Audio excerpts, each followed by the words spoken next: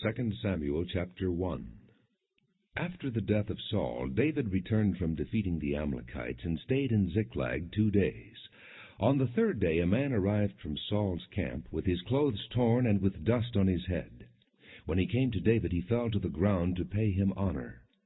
"Where have you come from?" David asked him. He answered, "I have escaped from the Israelite camp." "What happened?" David asked. "Tell me." He said, "The men fled from the battle. Many of them fell and died, and Saul and his son Jonathan are dead." Then David said to the young man who brought him the report, "How do you know that Saul and his son Jonathan are dead?" "I happened to be on Mount Gilboa," the young man said, "and there was Saul leaning on his spear with the chariots and riders almost upon him. When he turned around and saw me, he called out to me, and I said, 'What can I do?' He asked me, 'Who are you?' 'An Amalekite,' I answered. Then he said to me, 'Stand over me and kill me. I am in the throes of death, but I'm still alive.' So I stood over him and killed him, because I knew that after he had fallen he could not survive. And I took the crown that was on his head, and the band on his arm, and have brought them here to my lord." Then David and all the men with him took hold of their clothes and tore them. They mourned and wept and fasted till evening for Saul and his son Jonathan, and for the army of the Lord and the house of Israel, because they had fallen by the sword. And David said to the young man who brought him the report, "Where are you from?" "I am the son of an alien, an Amalekite," he answered. David asked him, "Why were you not afraid to lift your hand to destroy the Lord's anointed?" Then David called one of his men and said, "Go, strike him down." So he struck him down, and he died. For David had said to him, "Your blood be on your own head. Your own mouth testified against you when you said, 'I killed the Lord's anointed.'" David took up this lament concerning Saul and his son Jonathan, and ordered that the men of Judah be taught this lament of the bow. It is written in the book of Jasher. "Your glory, O Israel, lies slain on your heights. How the mighty have fallen! Tell it not in Gath, proclaim it not in the streets of Ashkelon, lest the daughters of the Philistines be glad, lest the daughters of the uncircumcised rejoice. O mountains of Gilboa, may you have neither dew nor rain, nor fields that yield offerings of grain. For there the shield of the mighty was defiled, the shield of Saul, no longer rubbed with oil. From the blood of the slain, from the flesh of the mighty, the bow of Jonathan did not turn back. The sword of Saul did not return unsatisfied. Saul and Jonathan, in life they were loved and gracious, and in death they were not parted. They were swifter than eagles, they were stronger than lions. O daughters of Israel, weep for Saul, who clothed you in scarlet and finery, who adorned your garments with ornaments of gold. How the mighty have fallen in battle! Jonathan lies slain on your heights. I grieve for you, Jonathan, my brother. You were very dear to me. Your love for me was wonderful, more wonderful than that of women. How the mighty have fallen! The weapons of war have perished. 2 Samuel chapter 2. In the course of time, David inquired of the Lord, "Shall I go up to one of the towns of Judah?" he asked. The Lord said, "Go up." David asked, "Where shall I go?" "To Hebron," the Lord answered. So David went up there with his 2 wives, Ahinoam of Jezreel, and Abigail the widow of Nabal of Carmel. David also took the men who were with him, each with his family, and they settled in Hebron and its towns. And then the men of Judah came to Hebron, and there they anointed David king over the house of Judah. When David was told that it was the men of Jabesh-Gilead who had buried Saul, he sent messengers to the men of Jabesh-Gilead to say to them, "The Lord bless you for showing this kindness to Saul your master by burying him. May the Lord now show you kindness and faithfulness, and I too will show you the same favor because you have done this. Now then, be strong and brave, for Saul your master is dead, and the house of Judah has anointed me king over them." Meanwhile Abner son of Ner, the commander of Saul's army, had taken Ish-Bosheth son of Saul, and brought him over to Mahanaim. He made him king over Gilead, Asherai, and Jezreel, and also over Ephraim, Benjamin, and all Israel. Ish-Bosheth son of Saul was 40 years old when he became king over Israel, and he reigned 2 years. The house of Judah, however, followed David. The length of time David was king in Hebron over the house of Judah was 7 years and 6 months. Abner son of Ner, together with the men of Ish-Bosheth son of Saul, left Mahanaim and went to Gibeon. Joab son of Zeruiah and David's men went out and met them at the pool of Gibeon. One group sat down on one side of the pool, and one group on the other side. Then Abner said to Joab, "Let's have some of the young men get up and fight hand to hand in front of us." "All right, let them do it," Joab said. So they stood up and were counted off, 12 men for Benjamin and Ish-Bosheth son of Saul, and 12 for David. Then each man grabbed his opponent by the head and thrust his dagger into his opponent's side, and they fell down together. So that place in Gibeon was called Helkath-Hazurim. The battle that day was very fierce, and Abner and the men of Israel were defeated by David's men. The 3 sons of Zeruiah were there, Joab, Abishai, and Asahel. Now Asahel was as fleet-footed as a wild gazelle. He chased Abner, turning neither to the right nor to the left as he pursued him. Abner looked behind him and asked, "Is that you, Asahel?" "It is," he answered. Then Abner said to him, "Turn aside to the right or to the left. Take on one of the young men and strip him of his weapons." But Asahel would not stop chasing him. Again Abner warned Asahel, "Stop chasing me. Why should I strike you down? How could I look your brother Joab in the face?" But Asahel refused to give up the pursuit. So Abner thrust the butt of his spear into Asahel's stomach, and the spear came out through his back. He fell there and died on the spot, and every man stopped when he came to the place where Asahel had fallen and died. But Joab and Abishai pursued Abner, and as the sun was setting they came to the hill of Ammah near Giah, on the way to the wasteland of Gibeon. Then the men of Benjamin rallied behind Abner. They formed themselves into a group and took their stand on top of a hill. Abner called out to Joab, "Must the sword devour forever? Don't you realize that this will end in bitterness? How long before you order your men to stop pursuing their brothers?" Joab answered, "As surely as God lives, if you had not spoken, the men would have continued the pursuit of their brothers until morning." So Joab blew the trumpet, and all the men came to a halt. They no longer pursued Israel, nor did they fight any more. All that night Abner and his men marched through the Arabah. They crossed the Jordan, continued through the whole Bithron, and came to Mahanaim. Then Joab returned from pursuing Abner and assembled all his men. Besides Asahel, 19 of David's men were found missing. But David's men had killed 360 Benjamites who were with Abner. They took Asahel and buried him in his father's tomb at Bethlehem. And Joab and his men marched all night and arrived at Hebron by daybreak. 2 Samuel chapter 3. The war between the house of Saul and the house of David lasted a long time. David grew stronger and stronger, while the house of Saul grew weaker and weaker. Sons were born to David in Hebron. His firstborn was Amnon, the son of Ahinoam of Jezreel. His second, Chileab, the son of Abigail, the widow of Nabal of Carmel. The third, Absalom, the son of Maacah, daughter of Talmai, king of Geshur. The fourth, Adonijah, the son of Haggith. The fifth, Shephatiah, the son of Abital. And the sixth, Ithream, the son of David's wife Eglah. These were born to David in Hebron. During the war between the house of Saul and the house of David, Abner had been strengthening his own position in the house of Saul. Now Saul had had a concubine named Rizpah, daughter of Aiah. And Ish-Bosheth said to Abner, "Why did you sleep with my father's concubine?" Abner was very angry because of what Ish-Bosheth said, and he answered, "Am I a dog's head on Judah's side? This very day I am loyal to the house of your father Saul and to his family and friends. I haven't handed you over to David, yet now you accuse me of an offense involving this woman.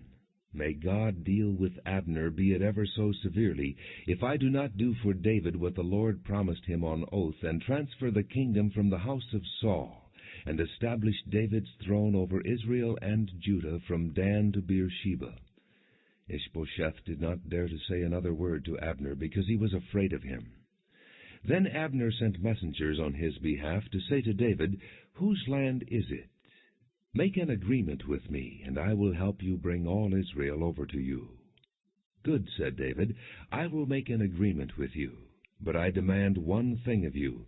Do not come into my presence unless you bring Michal, daughter of Saul, when you come to see me." Then David sent messengers to Ish-Bosheth, son of Saul, demanding, "Give me my wife Michal, whom I betrothed to myself, for the price of 100 Philistine foreskins." So Ish-Bosheth gave orders and had her taken away from her husband Paltiel, son of Laish. Her husband, however, went with her, weeping behind her all the way to Bahurim. Then Abner said to him, "Go back home." So he went back. Abner conferred with the elders of Israel and said, "For some time you have wanted to make David your king. Now do it, for the Lord promised David, 'By my servant David I will rescue my people Israel from the hand of the Philistines and from the hand of all their enemies.'" Abner also spoke to the Benjamites in person. Then he went to Hebron to tell David everything that Israel and the whole house of Benjamin wanted to do. When Abner, who had 20 men with him, came to David at Hebron, David prepared a feast for him and his men. Then Abner said to David, "Let me go at once and assemble all Israel for my lord the king, so that they may make a compact with you, and that you may rule over all that your heart desires." So David sent Abner away, and he went in peace. Just then David's men and Joab returned from a raid and brought with them a great deal of plunder. But Abner was no longer with David in Hebron, because David had sent him away, and he had gone in peace. When Joab and all the soldiers with him arrived, he was told that Abner, son of Ner, had come to the king, and that the king had sent him away, and that he had gone in peace. So Joab went to the king and said, "What have you done? Look, Abner came to you. Why did you let him go?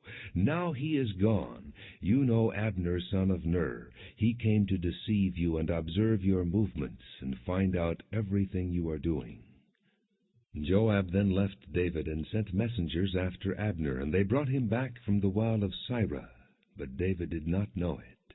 Now when Abner returned to Hebron, Joab took him aside into the gateway as though to speak with him privately. And there, to avenge the blood of his brother Asahel, Joab stabbed him in the stomach, and he died.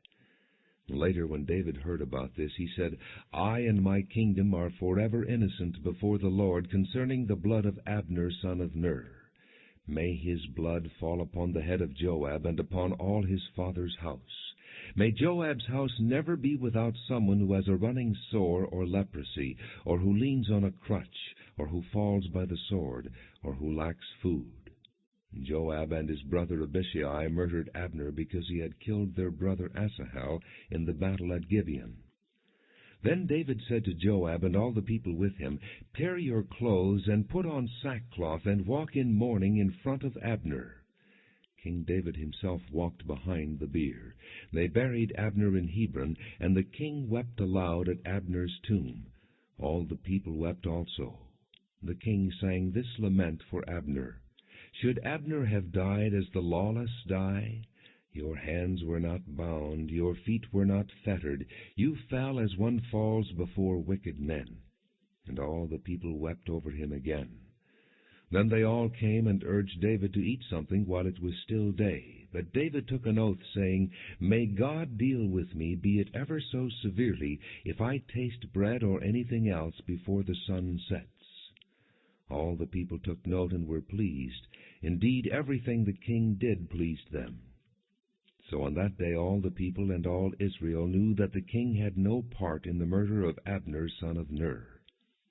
Then the king said to his men, "Do you not realize that a prince and a great man has fallen in Israel this day? And today, though I am the anointed king, I am weak, and these sons of Zeruiah are too strong for me. May the Lord repay the evildoer according to his evil deeds." 2 Samuel chapter 4.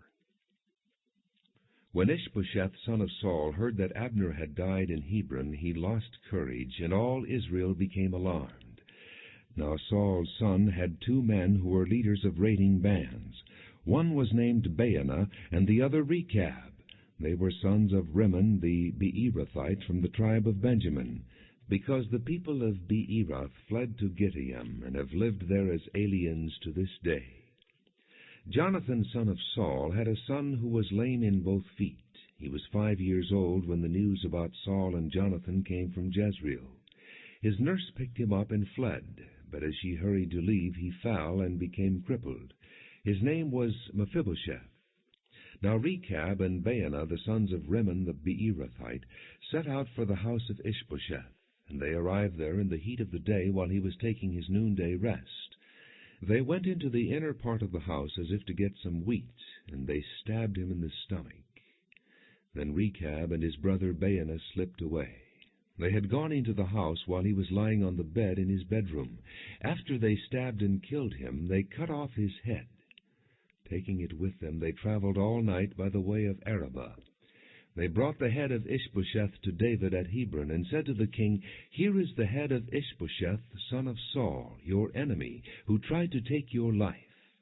This day the Lord has avenged my lord the king against Saul and his offspring."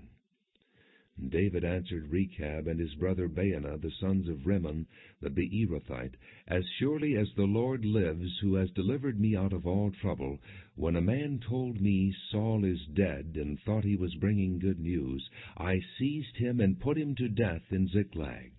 That was the reward I gave him for his news. How much more, when wicked men have killed an innocent man in his own house, and on his own bed, should I not now demand his blood from your hand, and rid the earth of you?" So David gave an order to his men, and they killed them. They cut off their hands and feet, and hung the bodies by the pool in Hebron. But they took the head of Ish-Bosheth and buried it in Abner's tomb at Hebron. 2 Samuel chapter 5. All the tribes of Israel came to David at Hebron and said, "We are your own flesh and blood. In the past, while Saul was king over us, you were the one who led Israel on their military campaigns. And the Lord said to you, 'You will shepherd my people Israel, and you will become their ruler.'" When all the elders of Israel had come to King David at Hebron, the king made a compact with them at Hebron before the Lord, and they anointed David king over Israel. David was 30 years old when he became king, and he reigned 40 years. In Hebron he reigned over Judah 7 years and 6 months, and in Jerusalem he reigned over all Israel and Judah 33 years. The king and his men marched to Jerusalem to attack the Jebusites who lived there. The Jebusites said to David, "You will not get in here. Even the blind and the lame can ward you off." They thought, "David cannot get in here." Nevertheless, David captured the fortress of Zion, the city of David. On that day David said, "Anyone who conquers the Jebusites will have to use the water shaft to reach those lame and blind who are David's enemies. That is why they say the blind and lame will not enter the palace." David then took up residence in the fortress and called it the City of David. He built up the area around it from the supporting terraces inward, and he became more and more powerful because the Lord God Almighty was with him. Now Hiram, king of Tyre, sent messengers to David, along with cedar logs and carpenters and stonemasons, and they built a palace for David. And David knew that the Lord had established him as king over Israel, and had exalted his kingdom for the sake of his people Israel. After he left Hebron, David took more concubines and wives in Jerusalem, and more sons and daughters were born to him. These are the names of the children born to him there: Shammua, Shobab, Nathan, Solomon, Ibhar, Elishua, Nepheg, Japhiah, Elishama, Eliada, and Eliphalet. When the Philistines heard that David had been anointed king over Israel, they went up in full force to search for him. But David heard about it and went down to the stronghold. Now the Philistines had come and spread out in the valley of Rephaim. So David inquired of the Lord, "Shall I go and attack the Philistines? Will you hand them over to me?" The Lord answered him, "Go, for I will surely hand the Philistines over to you." So David went to Baal-perazim, and there he defeated them. He said, "As waters break out, the Lord has broken out against my enemies before me." So that place was called Baal-perazim. The Philistines abandoned their idols there, and David and his men carried them off. Once more the Philistines came up and spread out in the valley of Rephaim. So David inquired of the Lord, and he answered, "Do not go straight up, but circle around behind them, and attack them in front of the balsam trees. As soon as you hear the sound of marching in the tops of the balsam trees, move quickly, because that will mean the Lord has gone out in front of you to strike the Philistine army." So David did as the Lord commanded him, and he struck down the Philistines all the way from Gibeon to Gezer. 2 Samuel chapter 6. David again brought together out of Israel chosen men, 30,000 in all. He and all his men set out from Baalah of Judah to bring up from there the ark of God, which is called by the name of the Lord Almighty, who is enthroned between the cherubim that are on the ark. They set the ark of God on a new cart, and brought it from the house of Abinadab, which was on the hill. Uzzah and Ahio, sons of Abinadab, were guiding the new cart with the ark of God on it, and Ahio was walking in front of it. David and the whole house of Israel were celebrating with all their might before the Lord, with songs and with harps, lyres, tambourines, sistrums, and cymbals. When they came to the threshing floor of Nachan, Uzzah reached out and took hold of the ark of God, because the oxen stumbled. The Lord's anger burned against Uzzah because of his irreverent act. Therefore God struck him down, and he died there beside the ark of God. Then David was angry because the Lord's wrath had broken out against Uzzah, and to this day that place is called Perez-Uzzah. David was afraid of the Lord that day, and said, "How can the ark of the Lord ever come to me?" He was not willing to take the ark of the Lord to be with him in the city of David. Instead, he took it aside to the house of Obed-Edom the Gittite. The ark of the Lord remained in the house of Obed-Edom the Gittite for 3 months, and the Lord blessed him and his entire household. Now King David was told, "The Lord has blessed the household of Obed-Edom and everything he has because of the ark of God." So David went down and brought up the ark of God from the house of Obed-Edom to the city of David with rejoicing. When those who were carrying the ark of the Lord had taken 6 steps, he sacrificed a bull and a fattened calf. David, wearing a linen ephod, danced before the Lord with all his might, while he and the entire house of Israel brought up the ark of the Lord with shouts and the sound of trumpets. As the ark of the Lord was entering the city of David, Michal, daughter of Saul, watched from a window. And when she saw King David leaping and dancing before the Lord, she despised him in her heart. They brought the ark of the Lord and set it in its place inside the tent that David had pitched for it. And David sacrificed burnt offerings and fellowship offerings before the Lord. After he had finished sacrificing the burnt offerings and fellowship offerings, he blessed the people in the name of the Lord Almighty. Then he gave a loaf of bread, a cake of dates, and a cake of raisins to each person in the whole crowd of Israelites, both men and women, and all the people went to their homes. When David returned home to bless his household, Michal, daughter of Saul, came out to meet him and said, "How the king of Israel has distinguished himself today, disrobing in the sight of the slave girls of his servants as any vulgar fellow would." David said to Michal, "It was before the Lord who chose me rather than your father or anyone from his house when he appointed me ruler over the Lord's people Israel. I will celebrate before the Lord. I will become even more undignified than this, and I will be humiliated in my own eyes. But by these slave girls you spoke of, I will be held in honor." And Michal, daughter of Saul, had no children to the day of her death. 2 Samuel chapter 7. After the king was settled in his palace, and the Lord had given him rest from all his enemies around him, he said to Nathan the prophet, "Here I am, living in a palace of cedar, while the ark of God remains in a tent." Nathan replied to the king, "Whatever you have in mind, go ahead and do it, for the Lord is with you." That night the word of the Lord came to Nathan, saying, Go and tell my servant David, This is what the Lord says. Are you the one to build me a house to dwell in? I have not dwelt in a house from the day I brought the Israelites up out of Egypt to this day. I have been moving from place to place with a tent as my dwelling. Wherever I have moved with all the Israelites, did I ever say to any of their rulers whom I commanded to shepherd my people Israel, Why have you not built me a house of cedar? Now then, tell my servant David, This is what the Lord Almighty says.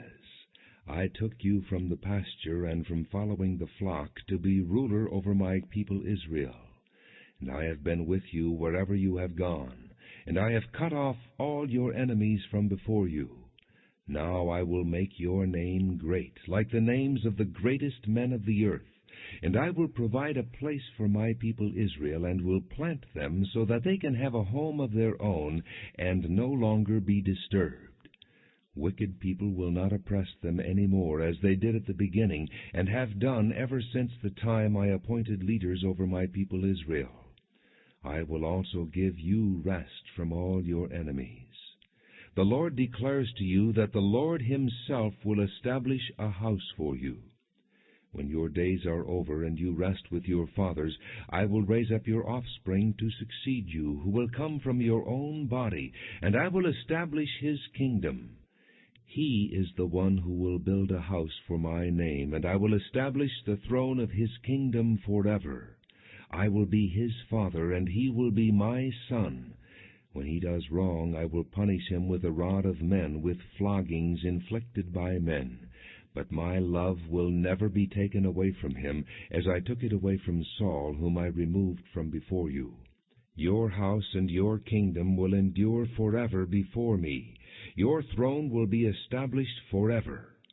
Nathan reported to David all the words of this entire revelation.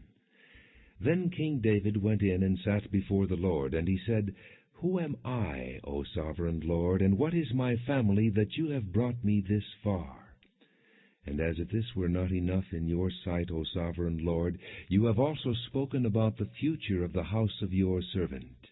Is this your usual way of dealing with man, O sovereign Lord?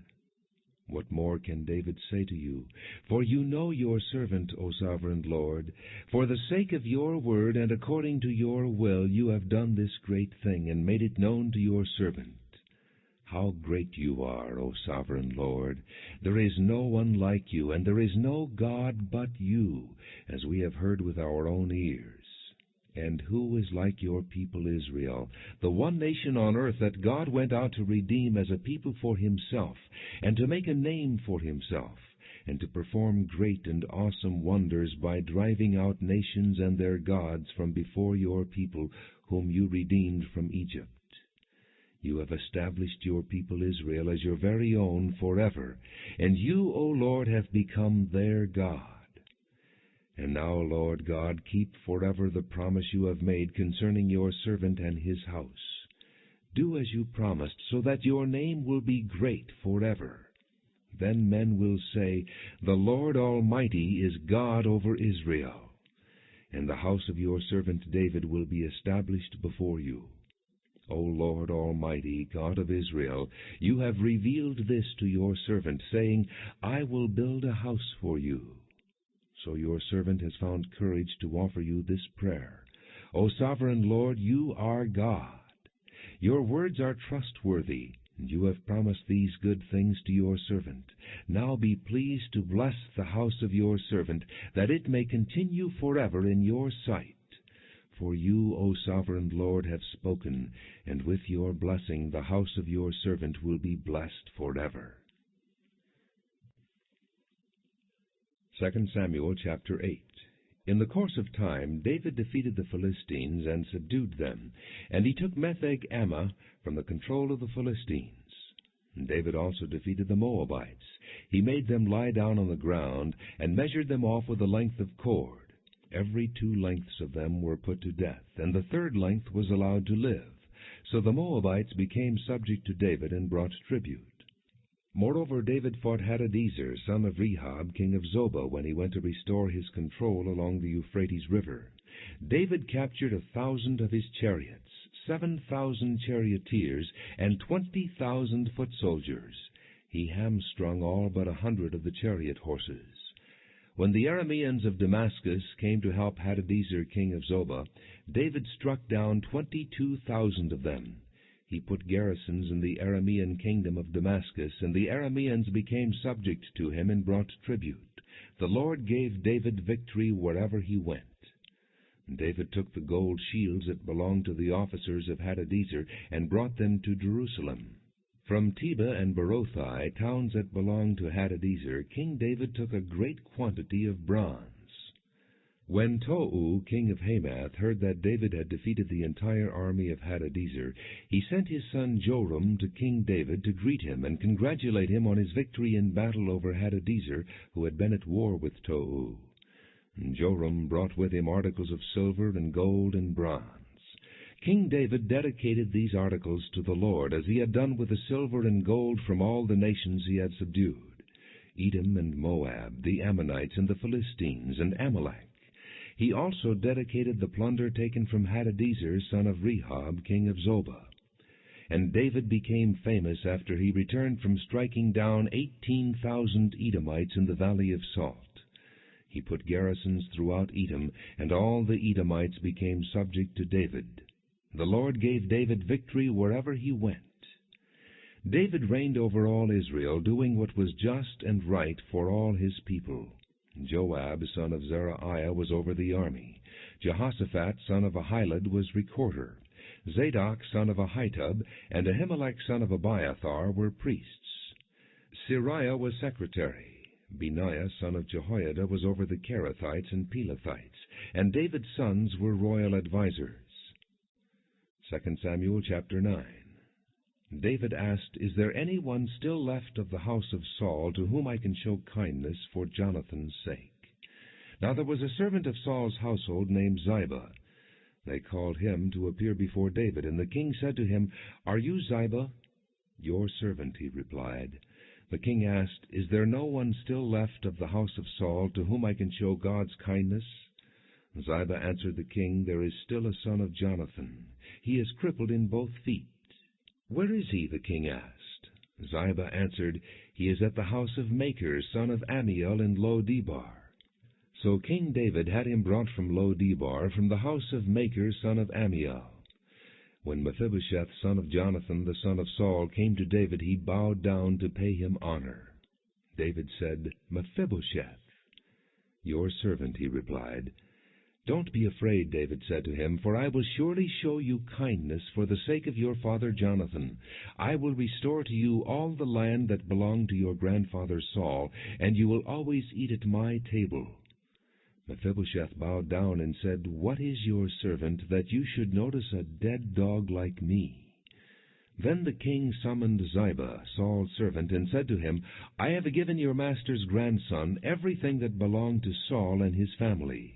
You and your sons and your servants are to farm the land for him, and bring in the crops, so that your master's grandson may be provided for.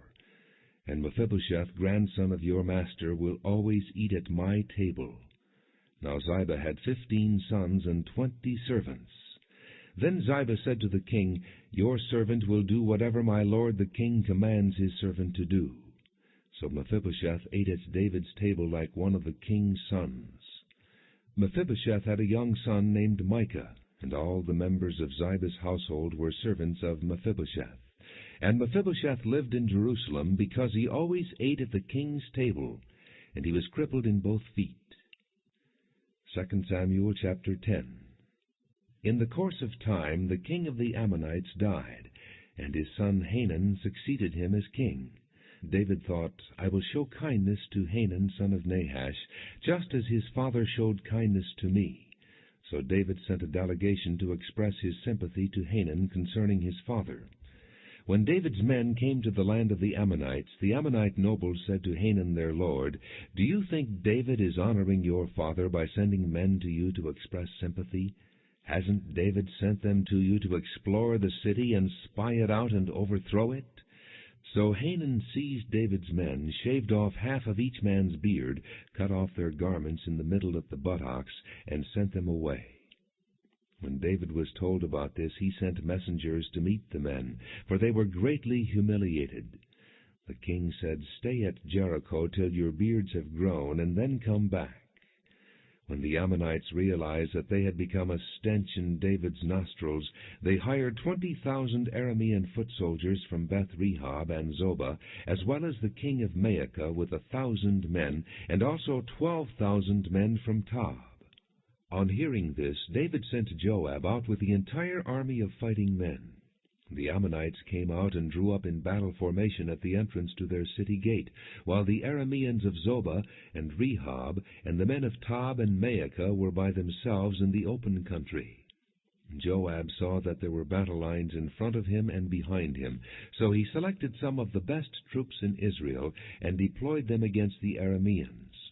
He put the rest of the men under the command of Abishai his brother, and deployed them against the Ammonites. Joab said, "If the Arameans are too strong for me, then you are to come to my rescue. But if the Ammonites are too strong for you, then I will come to rescue you. Be strong, and let us fight bravely for our people and the cities of our God. The Lord will do what is good in his sight." Then Joab and the troops with him advanced to fight the Arameans, and they fled before him. When the Ammonites saw that the Arameans were fleeing, they fled before Abishai and went inside the city. So Joab returned from fighting the Ammonites and came to Jerusalem. After the Arameans saw that they had been routed by Israel, they regrouped. Hadadezer had Arameans brought from beyond the river. They went to Helam with Shobach, the commander of Hadadezer's army, leading them. When David was told of this, he gathered all Israel, crossed the Jordan, and went to Helam. The Arameans formed their battle lines to meet David and fought against him. But they fled before Israel, and David killed 700 of their charioteers and 40,000 of their foot soldiers. He also struck down Shobach, the commander of their army, and he died there. When all the kings who were vassals of Hadadezer saw that they had been defeated by Israel, they made peace with the Israelites and became subject to them. So the Arameans were afraid to help the Ammonites any more. 2 Samuel chapter 11. In the spring, at the time when kings go off to war, David sent Joab out with the king's men and the whole Israelite army. They destroyed the Ammonites and besieged Rabbah. But David remained in Jerusalem. One evening David got up from his bed and walked around on the roof of the palace. From the roof he saw a woman bathing. The woman was very beautiful, and David sent someone to find out about her. The man said, "Isn't this Bathsheba, the daughter of Eliam, and the wife of Uriah the Hittite?" Then David sent messengers to get her. She came to him, and he slept with her. She had purified herself from her uncleanness. Then she went back home. The woman conceived and sent word to David, saying, "I am pregnant." So David sent this word to Joab, "Send me Uriah the Hittite." And Joab sent him to David. When Uriah came to him, David asked him how Joab was, how the soldiers were, and how the war was going. Then David said to Uriah, "Go down to your house and wash your feet." So Uriah left the palace, and a gift from the king was sent after him. But Uriah slept at the entrance to the palace with all his master's servants, and did not go down to his house. When David was told Uriah did not go home, he asked him, "Haven't you just come from a distance? Why didn't you go home?" Uriah said to David, "The ark and Israel and Judah are staying in tents, and my master Joab and my lord's men are camped in the open fields. How could I go to my house to eat and drink and lie with my wife? As surely as you live, I will not do such a thing." Then David said to him, "Stay here one more day, and tomorrow I will send you back." So Uriah remained in Jerusalem that day and the next. At David's invitation he ate and drank with him, and David made him drunk. But in the evening Uriah went out to sleep on his mat among his master's servants. He did not go home. In the morning David wrote a letter to Joab and sent it with Uriah. In it he wrote, "Put Uriah in the front line where the fighting is fiercest. Then withdraw from him, so he will be struck down and die." So while Joab had the city under siege, he put Uriah at a place where he knew the strongest defenders were. When the men of the city came out and fought against Joab, some of the men in David's army fell. Moreover, Uriah the Hittite was dead. Joab sent David a full account of the battle. He instructed the messenger, "When you have finished giving the king this account of the battle, the king's anger may flare up, and he may ask you, 'Why did you get so close to the city to fight? Didn't you know they would shoot arrows from the wall? Who killed Abimelech, son of Jerubbesheth? Didn't a woman throw an upper millstone on him from the wall so that he died in Thebez? Why did you get so close to the wall?' If he asks you this, then say to him, 'Also your servant Uriah the Hittite is dead.'" The messenger set out, and when he arrived, he told David everything Joab had sent him to say. The messenger said to David, "The men overpowered us and came out against us in the open, but we drove them back to the entrance to the city gate. Then the archers shot arrows at your servants from the wall, and some of the king's men died. Moreover, your servant Uriah the Hittite is dead." David told the messenger, "Say this to Joab, 'Don't let this upset you. The sword devours one as well as another. Press the attack against the city and destroy it.' Say this to encourage Joab." When Uriah's wife heard that her husband was dead, she mourned for him. After the time of mourning was over, David had her brought to his house, and she became his wife and bore him a son. But the thing David had done displeased the Lord. 2 Samuel chapter 12. The Lord sent Nathan to David. When he came to him, he said, "There were 2 men in a certain town, one rich and the other poor. The rich man had a very large number of sheep and cattle, but the poor man had nothing except one little ewe lamb he had bought. He raised it, and it grew up with him and his children. It shared his food, drank from his cup, and even slept in his arms. It was like a daughter to him. Now a traveler came to the rich man, but the rich man refrained from taking one of his own sheep or cattle to prepare a meal for the traveler who had come to him. Instead, he took the ewe lamb that belonged to the poor man and prepared it for the one who had come to him."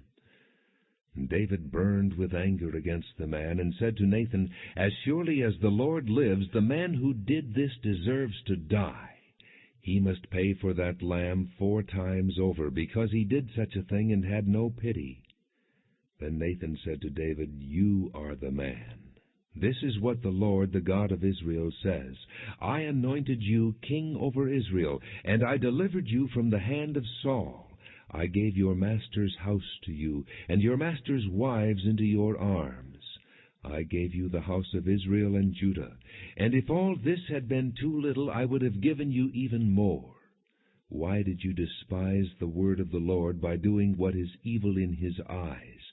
You struck down Uriah the Hittite with the sword, and took his wife to be your own. You killed him with the sword of the Ammonites.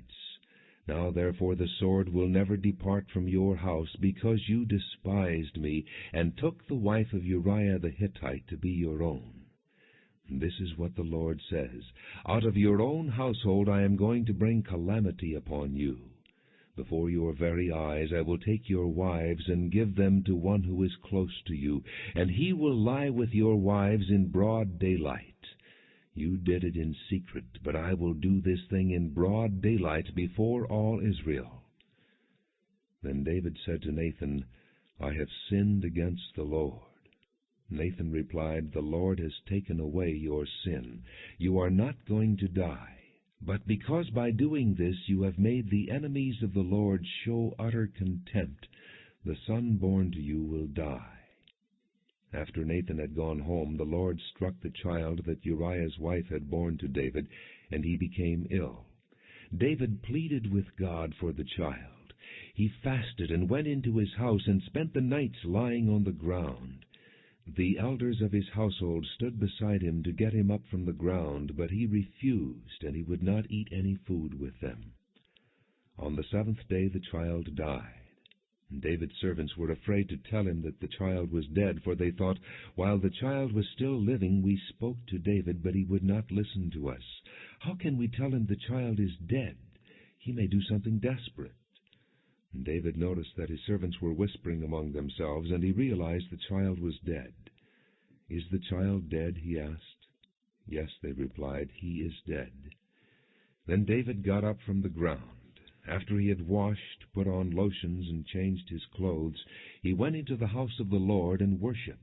Then he went to his own house, and at his request they served him food, and he ate. His servants asked him, "Why are you acting this way? While the child was alive, you fasted and wept, but now that the child is dead, you get up and eat." He answered, "While the child was still alive, I fasted and wept. I thought, who knows, the Lord may be gracious to me and let the child live. But now that he is dead, why should I fast? Can I bring him back again? I will go to him, but he will not return to me." Then David comforted his wife Bathsheba, and he went to her and lay with her. She gave birth to a son, and they named him Solomon.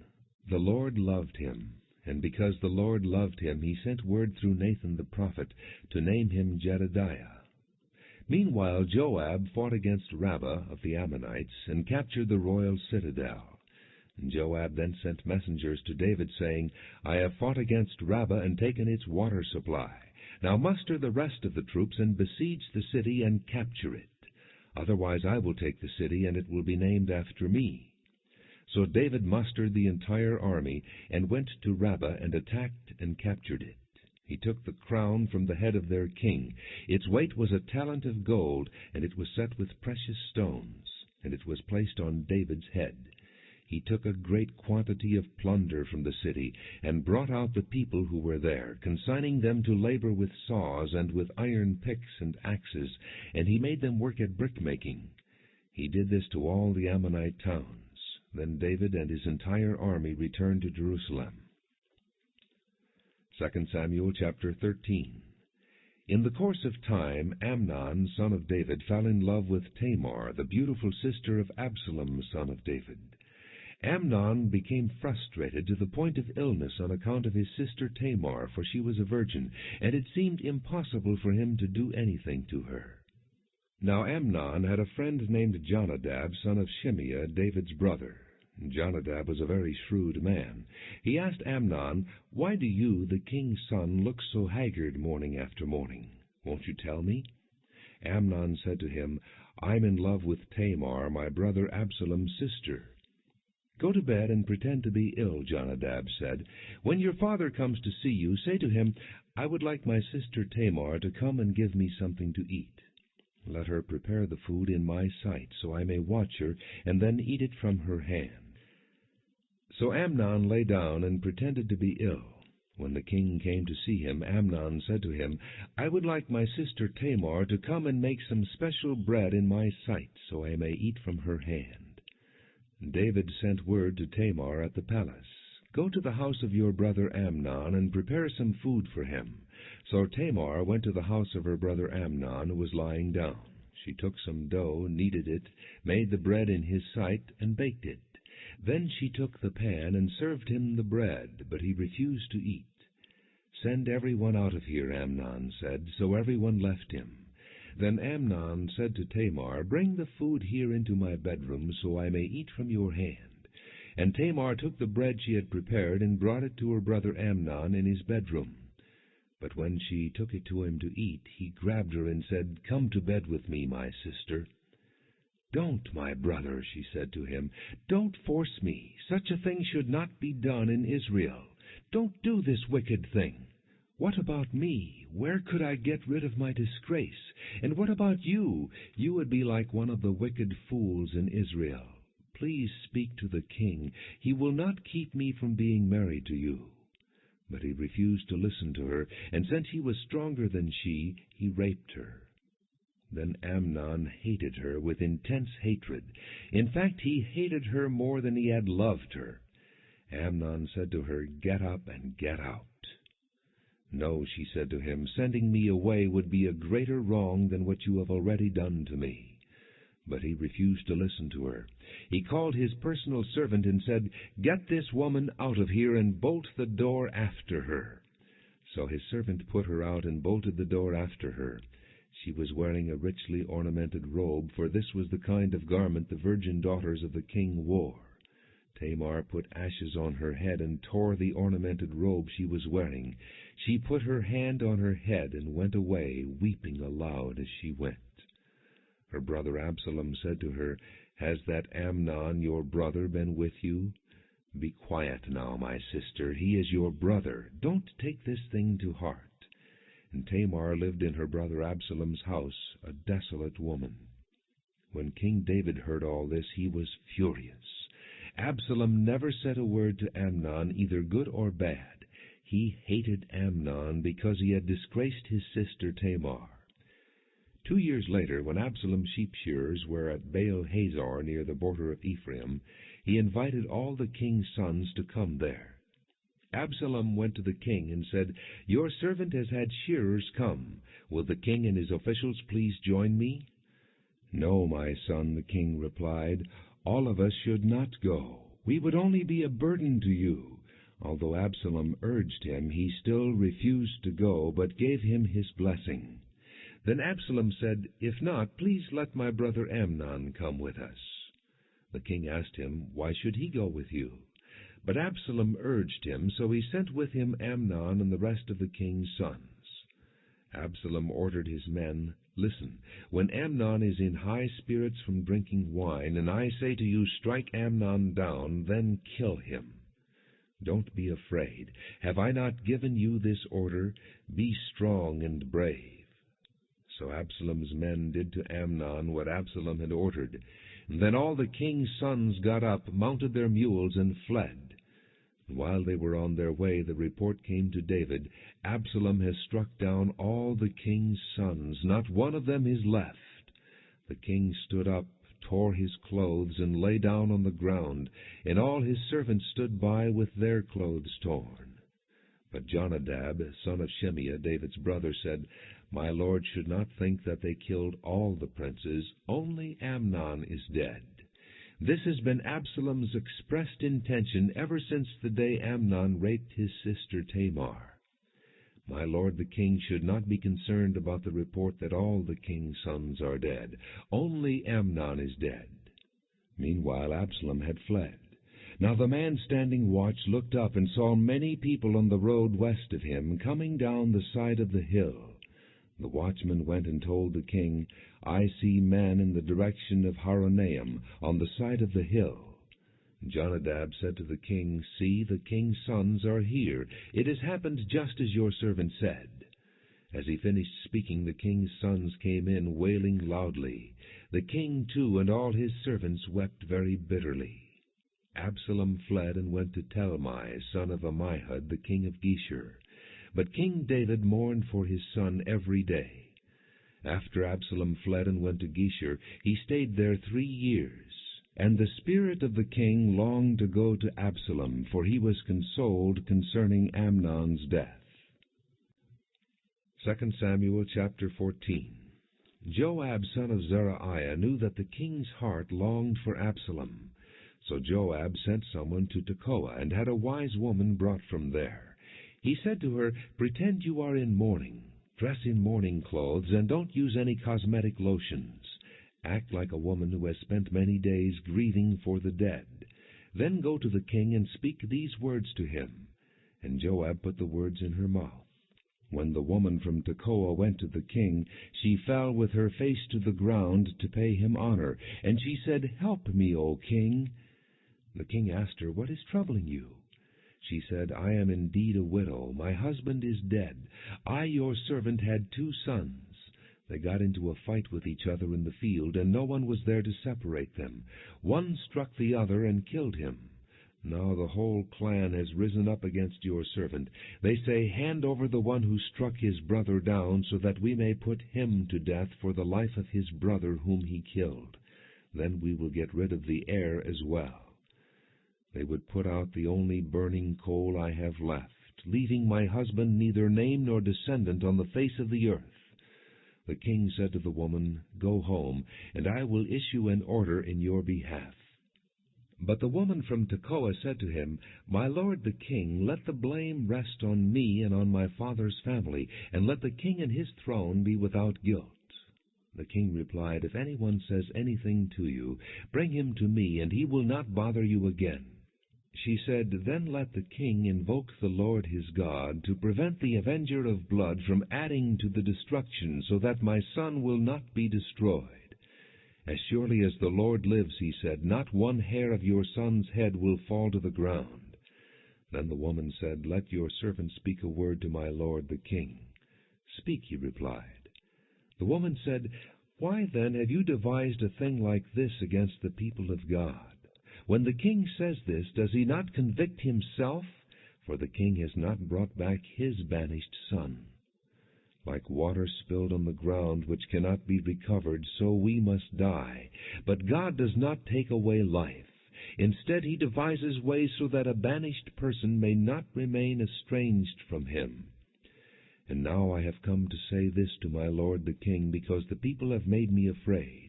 Your servant thought, I will speak to the king. Perhaps he will do what his servant asks. Perhaps the king will agree to deliver his servant from the hand of the man who is trying to cut off both me and my son from the inheritance God gave us. And now your servant says, May the word of my lord the king bring me rest. For my lord the king is like an angel of God in discerning good and evil. May the Lord your God be with you." Then the king said to the woman, "Do not keep from me the answer to what I am going to ask you." "Let my lord the king speak," the woman said. The king asked, "Isn't the hand of Joab with you in all this?" The woman answered, "As surely as you live, my lord the king, no one can turn to the right or to the left from anything my lord the king says. Yes, it was your servant Joab who instructed me to do this, and who put all these words into the mouth of your servant. Your servant Joab did this to change the present situation. My lord has wisdom like that of an angel of God. He knows everything that happens in the land." The king said to Joab, "Very well, I will do it. Go, bring back the young man Absalom." Joab fell with his face to the ground to pay him honor, and he blessed the king. Joab said, "Today your servant knows that he has found favor in your eyes, my lord the king, because the king has granted his servant's request." Then Joab went to Geshur and brought Absalom back to Jerusalem. But the king said, "He must go to his own house. He must not see my face." So Absalom went to his own house and did not see the face of the king. In all Israel there was not a man so highly praised for his handsome appearance as Absalom. From the top of his head to the sole of his foot there was no blemish in him. Whenever he cut the hair of his head, he used to cut his hair from time to time. When it became too heavy for him, he would weigh it, and its weight was 200 shekels by the royal standard. 3 sons and a daughter were born to Absalom. The daughter's name was Tamar, and she became a beautiful woman. Absalom lived 2 years in Jerusalem without seeing the king's face. Then Absalom sent for Joab in order to send him to the king, but Joab refused to come to him. So he sent a second time, but he refused to come. Then he said to his servants, "Look, Joab's field is next to mine, and he has barley there. Go and set it on fire." So Absalom's servants set the field on fire. Then Joab did go to Absalom's house, and he said to him, "Why have your servants set my field on fire?" Absalom said to Joab, "Look, I sent word to you and said, 'Come here, so I can send you to the king to ask, Why have I come from Geshur? It would be better for me if I were still there.' Now then, I want to see the king's face, and if I am guilty of anything, let him put me to death." So Joab went to the king and told him this. Then the king summoned Absalom, and he came in and bowed down with his face to the ground before the king. And the king kissed Absalom. 2 Samuel chapter 15.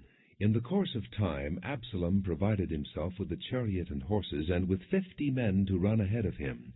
He would get up early and stand by the side of the road leading to the city gate. Whenever anyone came with a complaint to be placed before the king for a decision, Absalom would call out to him, "What town are you from?" He would answer, "Your servant is from one of the tribes of Israel." Then Absalom would say to him, "Look, your claims are valid and proper, but there is no representative of the king to hear you." And Absalom would add, "If only I were appointed judge in the land, then everyone who has a complaint or case could come to me, and I would see that he gets justice." Also, whenever anyone approached him to bow down before him, Absalom would reach out his hand, take hold of him, and kiss him. Absalom behaved in this way toward all the Israelites who came to the king asking for justice, and so he stole the hearts of the men of Israel. At the end of 4 years, Absalom said to the king, "Let me go to Hebron and fulfill a vow I made to the Lord. While your servant was living at Geshur in Aram, I made this vow: if the Lord takes me back to Jerusalem, I will worship the Lord in Hebron." The king said to him, "Go in peace." So he went to Hebron. Then Absalom sent secret messengers throughout the tribes of Israel to say, "As soon as you hear the sound of the trumpets, then say, 'Absalom is king in Hebron.'" 200 men from Jerusalem had accompanied Absalom. They had been invited as guests and went quite innocently, knowing nothing about the matter. While Absalom was offering sacrifices, he also sent for Ahithophel the Gilonite, David's counselor, to come from Gilo, his hometown. And so the conspiracy gained strength, and Absalom's following kept on increasing. A messenger came and told David, "The hearts of the men of Israel are with Absalom." Then David said to all his officials who were with him in Jerusalem, "Come, we must flee, or none of us will escape from Absalom. We must leave immediately, or he will move quickly to overtake us and bring ruin upon us and put the city to the sword." The king's officials answered him, "Your servants are ready to do whatever our lord the king chooses." The king set out with his entire household following him, but he left 10 concubines to take care of the palace. So the king set out with all the people following him, and they halted at a place some distance away. All his men marched past him, along with all the Kerethites and Pelethites. And all the 600 Gittites who had accompanied him from Gath marched before the king. The king said to Ittai the Gittite, "Why should you come along with us? Go back and stay with King Absalom. You are a foreigner, an exile from your homeland. You came only yesterday, and today shall I make you wander about with us when I do not know where I am going? Go back and take your countrymen. May kindness and faithfulness be with you." But Ittai replied to the king, "As surely as the Lord lives, and as my lord the king lives, wherever my lord the king may be, whether it means life or death, there will your servant be." David said to Ittai, "Go ahead, march on." So Ittai the Gittite marched on with all his men and the families that were with him. The whole countryside wept aloud as all the people passed by. The king also crossed the Kidron valley, and all the people moved on toward the desert. Zadok was there too, and all the Levites who were with him were carrying the ark of the covenant of God. They set down the ark of God, and Abiathar offered sacrifices until all the people had finished leaving the city. Then the king said to Zadok, "Take the ark of God back into the city. If I find favor in the Lord's eyes, he will bring me back and let me see it and his dwelling place again. But if he says, 'I am not pleased with you,' then I am ready. Let him do to me whatever seems good to him." The king also said to Zadok the priest, "Aren't you a seer? Go back to the city in peace with your son Ahimaaz and Jonathan son of Abiathar. You and Abiathar take your 2 sons with you. I will wait at the fords in the desert until word comes from you to inform me." So Zadok and Abiathar took the ark of God back to Jerusalem and stayed there. But David continued up the Mount of Olives, weeping as he went. His head was covered, and he was barefoot. All the people with him covered their heads too, and were weeping as they went up. Now David had been told, "Ahithophel is among the conspirators with Absalom." So David prayed, "O Lord, turn Ahithophel's counsel into foolishness." When David arrived at the summit where people used to worship God, Hushai the Archite was there to meet him, his robe torn and dust on his head. David said to him, "If you go with me, you will be a burden to me. But if you return to the city and say to Absalom, 'I will be your servant, O king. I was your father's servant in the past, but now I will be your servant,' then you can help me by frustrating Ahithophel's advice. Won't the priests Zadok and Abiathar be there with you? Tell them anything you hear in the king's palace." Their 2 sons, Ahimaaz son of Zadok and Jonathan son of Abiathar, are there with them. Send them to me with anything you hear." So David's friend Hushai arrived at Jerusalem as Absalom was entering the city. 2 Samuel chapter 16. When David had gone a short distance beyond the summit, there was Ziba, the steward of Mephibosheth, waiting to meet him. He had a string of donkeys saddled and loaded with 200 loaves of bread, 100 cakes of raisins, 100 cakes of figs, and a skin of wine. The king asked Ziba, "Why have you brought these?" Ziba answered, "The donkeys are for the king's household to ride on, the bread and fruit are for the men to eat, and the wine is to refresh those who become exhausted in the desert." The king then asked, "Where is your master's grandson?" Ziba said to him, "He is staying in Jerusalem because he thinks, 'Today the house of Israel will give me back my grandfather's kingdom.'" Then the king said to Ziba, "All that belonged to Mephibosheth is now yours." "I humbly bow," Ziba said. "May I find favor in your eyes, my lord the king." As King David approached Bahurim, a man from the same clan as Saul's family came out from there.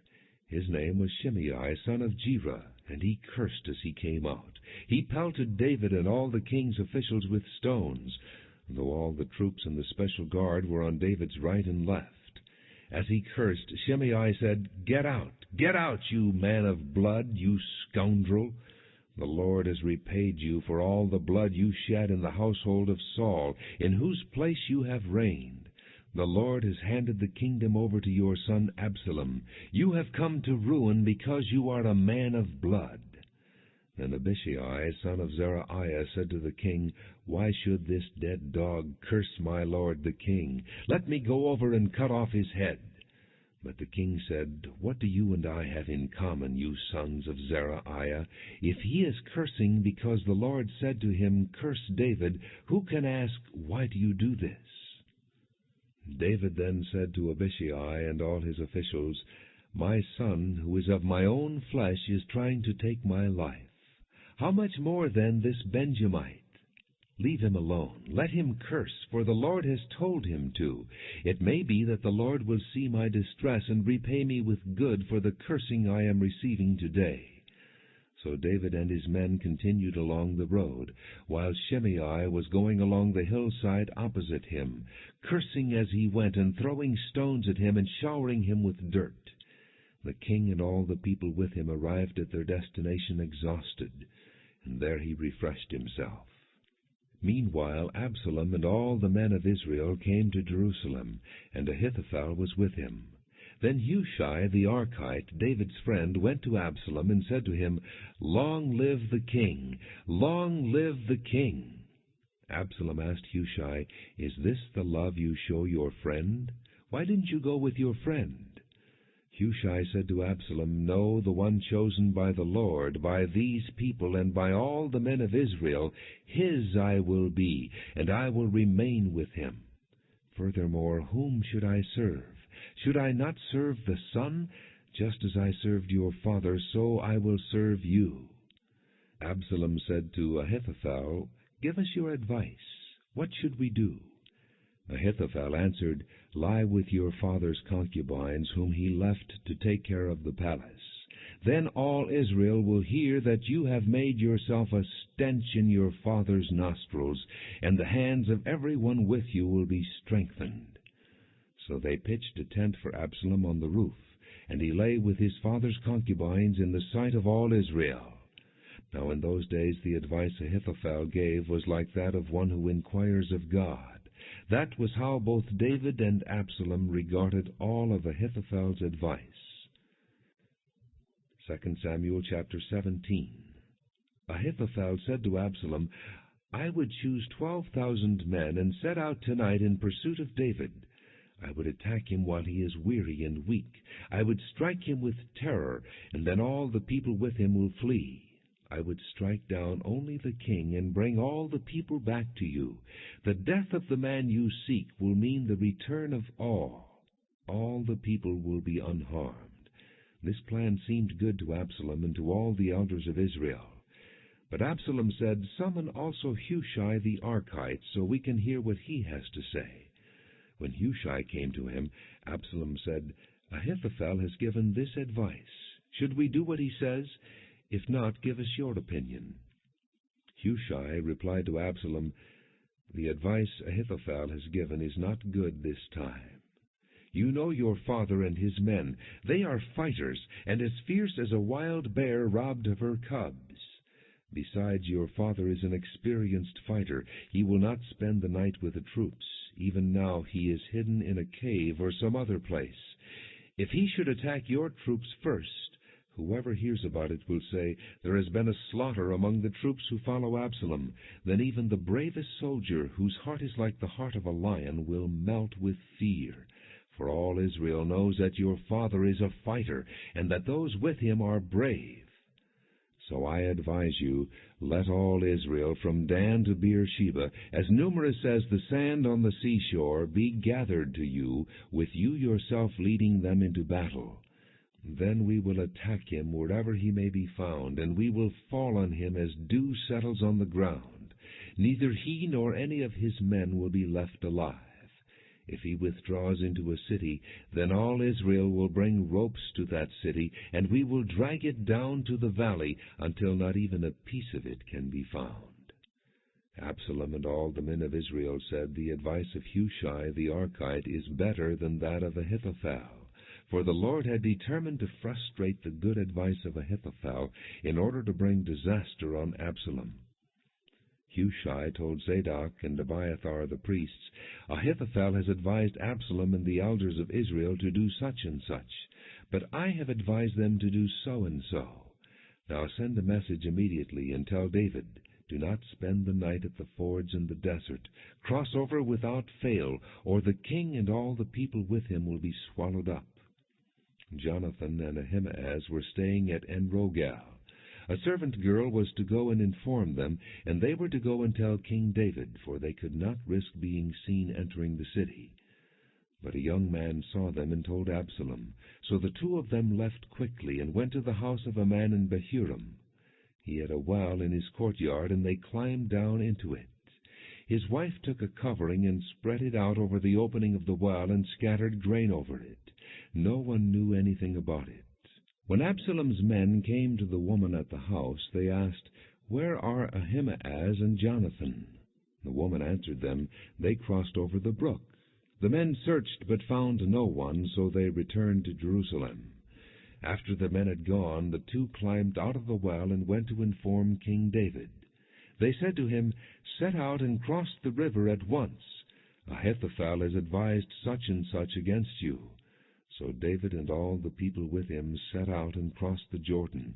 By daybreak no one was left who had not crossed the Jordan.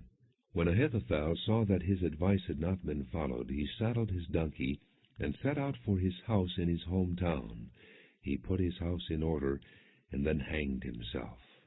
So he died and was buried in his father's tomb. David went to Mahanaim, and Absalom crossed the Jordan with all the men of Israel. Absalom had appointed Amasa over the army in place of Joab. Amasa was the son of a man named Jether, an Israelite who had married Abigail, the daughter of Nahash, and sister of Zeruiah, the mother of Joab. The Israelites and Absalom camped in the land of Gilead. When David came to Mahanaim, Shobai, son of Nahash, from Rabbah of the Ammonites, and Makir, son of Ammiel, from Lo-Debar, and Barzillai, the Gileadite, from Rogelim, brought bedding and bowls and articles of pottery. They also brought wheat and barley, flour and roasted grain, beans and lentils, honey and curds, sheep, and cheese from cow's milk for David and his people to eat. For they said, "The people have become hungry and tired and thirsty in the desert." 2 Samuel chapter 18. David mustered the men who were with him, and appointed over them commanders of thousands and commanders of hundreds. David sent the troops out, a third under the command of Joab, a third under Joab's brother Abishai, son of Zeruiah, and a third under Ittai the Gittite. The king told the troops, "I myself will surely march out with you." But the men said, "You must not go out. If we are forced to flee, they won't care about us. Even if half of us die, they won't care. But you are worth 10,000 of us. "It would be better now for you to give us support from the city." The king answered, "I will do whatever seems best to you." So the king stood beside the gate, while all the men marched out in units of hundreds and of thousands. The king commanded Joab, Abishai, and Ittai, "Be gentle with the young man Absalom for my sake." And all the troops heard the king giving orders concerning Absalom to each of the commanders. The army marched into the field to fight Israel, and the battle took place in the forest of Ephraim. There the army of Israel was defeated by David's men, and the casualties that day were great, 20,000 men. The battle spread out over the whole countryside, and the forest claimed more lives that day than the sword. Now Absalom happened to meet David's men. He was riding his mule, and as the mule went under the thick branches of a large oak, Absalom's head got caught in the tree. He was left hanging in mid-air, while the mule he was riding kept on going. When one of the men saw this, he told Joab, "I just saw Absalom hanging in an oak tree." Joab said to the man who had told him this, "What? You saw him? Why didn't you strike him to the ground right there? Then I would have had to give you 10 shekels of silver and a warrior's belt." But the man replied, "Even if 1,000 shekels were weighed out into my hands, I would not lift my hand against the king's son. In our hearing the king commanded you and Abishai and Ittai, 'Protect the young man Absalom for my sake.' And if I had put my life in jeopardy, and nothing is hidden from the king, you would have kept your distance from me." Joab said, "I am not going to wait like this for you." So he took 3 javelins in his hand and plunged them into Absalom's heart while Absalom was still alive in the oak tree. And 10 of Joab's armor-bearers surrounded Absalom, struck him, and killed him. Then Joab sounded the trumpet, and the troops stopped pursuing Israel, for Joab halted them. They took Absalom, threw him into a big pit in the forest, and piled up a large heap of rocks over him. Meanwhile all the Israelites fled to their homes. During his lifetime Absalom had taken a pillar and erected it in the king's valley as a monument to himself, for he thought, "I have no son to carry on the memory of my name." He named the pillar after himself, and it is called Absalom's monument to this day. Now Ahimaaz, son of Zadok, said, "Let me run and take the news to the king that the Lord has delivered him from the hand of his enemies." "You are not the one to take the news today," Joab told him. "You may take the news another time, but you must not do so today, because the king's son is dead." Then Joab said to a Cushite, "Go tell the king what you have seen." The Cushite bowed down before Joab and ran off. Ahimaaz, son of Zadok, again said to Joab, "Come what may, please let me run behind the Cushite." But Joab replied, "My son, why do you want to go? You don't have any news that will bring you a reward." He said, "Come what may, I want to run." So Joab said, "Run." Then Ahimaaz ran by way of the plain and outran the Cushite. While David was sitting between the inner and outer gates, the watchman went up to the roof of the gateway by the wall. As he looked out, he saw a man running alone. The watchman called out to the king and reported it. The king said, "If he is alone, he must have good news." And the man came closer and closer. Then the watchman saw another man running, and he called down to the gatekeeper, "Look, another man running alone." The king said, "He must be bringing good news too." The watchman said, "It seems to me that the first one runs like Ahimaaz, son of Zadok." "He's a good man," the king said. "He comes with good news." Then Ahimaaz called out to the king, "All is well." He bowed down before the king with his face to the ground and said, "Praise be to the Lord your God. He has delivered up the men who lifted their hands against my lord the king." The king asked, "Is the young man Absalom safe?" Ahimaaz answered, "I saw great confusion just as Joab was about to send the king's servant and me, your servant, but I don't know what it was." The king said, "Stand aside and wait here." So he stepped aside and stood there. Then the Cushite arrived and said, "My lord the king, hear the good news. The Lord has delivered you today from all who rose up against you." The king asked the Cushite, "Is the young man Absalom safe?" The Cushite replied, "May the enemies of my lord the king, and all who rise up to harm you, be like that young man." The king was shaken. He went up to the room over the gateway and wept. As he went, he said, "Oh, my son Absalom, my son Absalom, if only I had died instead of you. Oh, Absalom, my son, my son." 2 Samuel chapter 19. Joab was told, "The king is weeping and mourning for Absalom."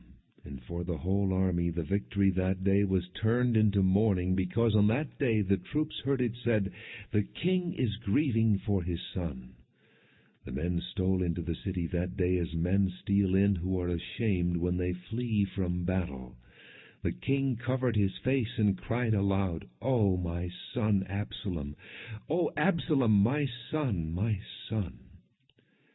Then Joab went into the house to the king and said, "Today you have humiliated all your men, who have just saved your life, and the lives of your sons and daughters, and the lives of your wives and concubines. You love those who hate you, and hate those who love you. You have made it clear today that the commanders and their men mean nothing to you. I see that you would be pleased if Absalom were alive today, and all of us were dead. Now go out and encourage your men. I swear by the Lord that if you don't go out, not a man will be left with you by nightfall. This will be worse for you than all the calamities that have come upon you from your youth till now." So the king got up and took his seat in the gateway. When the men were told, "The king is sitting in the gateway," they all came before him. Meanwhile the Israelites had fled to their homes. Throughout the tribes of Israel the people were all arguing with each other, saying, "The king delivered us from the hand of our enemies. He is the one who rescued us from the hand of the Philistines. But now he has fled the country because of Absalom, and Absalom, whom we anointed to rule over us, has died in battle. So why do you say nothing about bringing the king back?" King David sent this message to Zadok and Abiathar the priests, "Ask the elders of Judah, why should you be the last to bring the king back to his palace, since what is being said throughout Israel has reached the king at his quarters?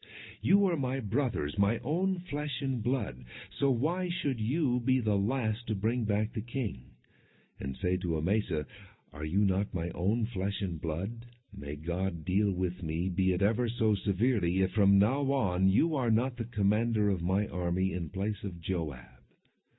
He won over the hearts of all the men of Judah, as though they were one man. They sent word to the king, "Return, you and all your men." Then the king returned and went as far as the Jordan. Now the men of Judah had come to Gilgal to go out and meet the king and bring him across the Jordan. Shimei, son of Gera, the Benjamite from Bahurim, hurried down with the men of Judah to meet King David. With him were 1,000 Benjamites, along with Ziba, the steward of Saul's household, and his 15 sons and 20 servants. They rushed to the Jordan where the king was. They crossed at the ford to take the king's household over and to do whatever he wished. When Shimei, son of Gera, crossed the Jordan, he fell prostrate before the king and said to him, "May my lord not hold me guilty. Do not remember how your servant did wrong on the day my lord the king left Jerusalem. May the king put it out of his mind. For I, your servant, know that I have sinned. But today I have come here as the first of the whole house of Joseph to come down and meet my lord the king." Then Abishai, son of Zeruiah, said, "Shouldn't Shimei be put to death for this? He cursed the Lord's anointed." And David replied, "What do you and I have in common, you sons of Zeruiah? This day you have become my adversaries. Should anyone be put to death in Israel today? Do I not know that today I am king over Israel?" So the king said to Shimei, "You shall not die." And the king promised him on oath. Mephibosheth, Saul's grandson, also went down to meet the king. He had not taken care of his feet, or trimmed his mustache, or washed his clothes from the day the king left until the day he returned safely. When he came from Jerusalem to meet the king asked him, "Why didn't you go with me, Mephibosheth?" He said, "My lord the king, since I your servant am lame, I said, I will have my donkey saddled and will ride on it, so I can go with the king. But Ziba my servant betrayed me, and he has slandered your servant to my lord the king. My lord the king is like an angel of God, so do whatever pleases you. All my grandfather's descendants deserved nothing but death from my lord the king, but you gave your servant a place among those who sat at your table. So what right do I have to make any more appeals to the king?" The king said to him, "Why say more? I order you and Ziba to divide the fields." Mephibosheth said to the king, "Let him take everything, now that my lord the king has arrived home safely." Barzillai the Gileadite also came down from Rogelim to cross the Jordan with the king, and to send him on his way from there. Now Barzillai was a very old man, 80 years of age. He had provided for the king during his stay in Mahanaim, for he was a very wealthy man. The king said to Barzillai, "Cross over with me, and stay with me in Jerusalem, and I will provide for you." But Barzillai answered the king, "How many more years will I live, that I should go up to Jerusalem with the king? I am now 80 years old. Can I tell the difference between what is good and what is not? Can your servant taste what he eats and drinks? Can I still hear the voices of men and women singers? Why should your servant be an added burden to my lord the king? Your servant will cross over the Jordan with the king for a short distance. But why should the king reward me in this way? Let your servant return, that I may die in my own town near the tomb of my father and mother. But here is your servant Kimham. Let him cross over with my lord the king. Do for him whatever pleases you." The king said, "Kimham shall cross over with me, and I will do for him whatever pleases you. And anything you desire from me I will do for you." So all the people crossed the Jordan, and then the king crossed over. The king kissed Barzillai and gave him his blessing, and Barzillai returned to his home. When the king crossed over to Gilgal, Kimham crossed with him. All the troops of Judah and half the troops of Israel had taken the king over. Soon all the men of Israel were coming to the king and saying to him, "Why did our brothers, the men of Judah, steal the king away and bring him and his household across the Jordan, together with all his men?" All the men of Judah answered the men of Israel, "We did this because the king is closely related to us. Why are you angry about it? Have we eaten any of the king's provisions? Have we taken anything for ourselves?" Then the men of Israel answered the men of Judah, "We have 10 shares in the king, and besides we have a greater claim on David than you have.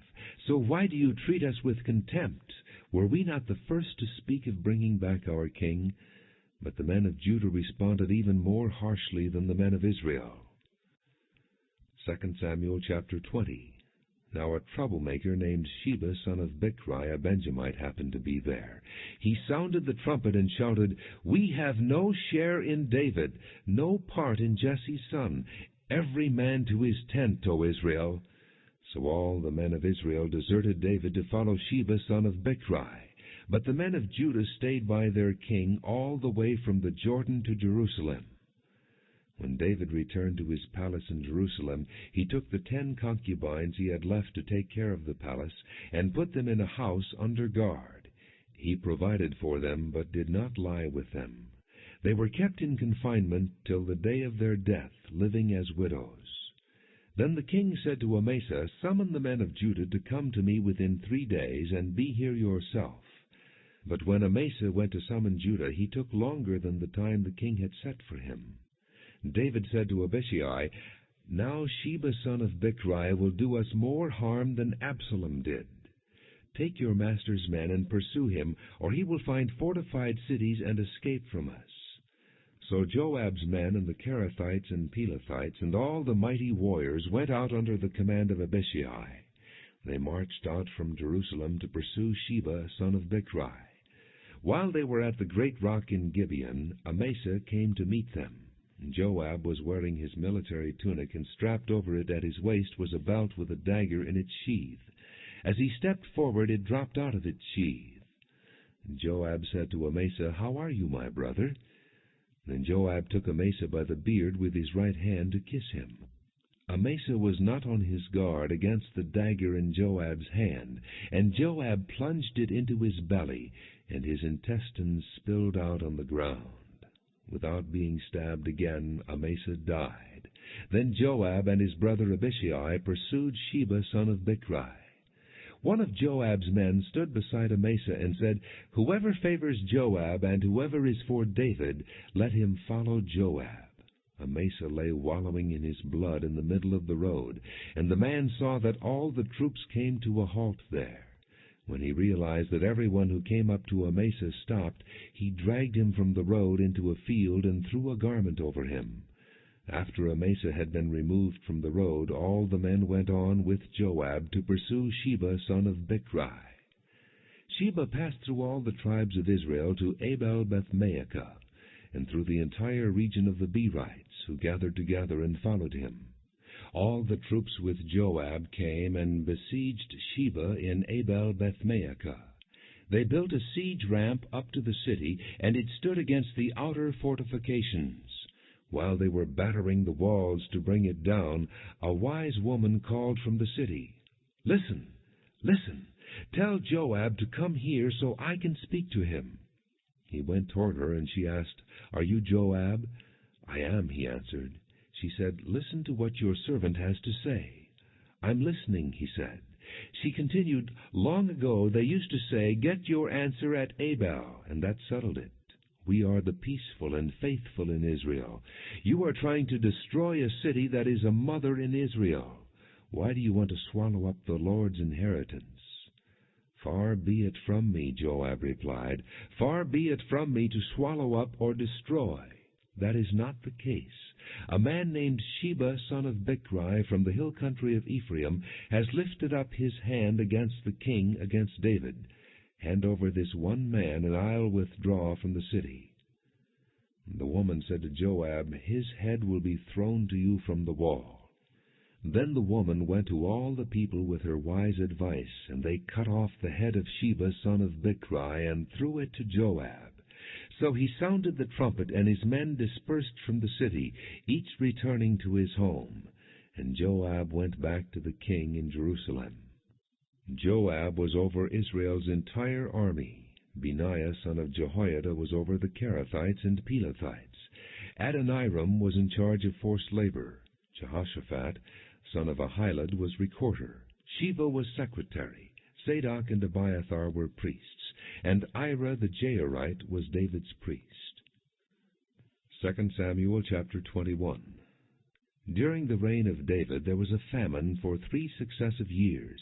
So David sought the face of the Lord. The Lord said, "It is on account of Saul and his blood-stained house. It is because he put the Gibeonites to death."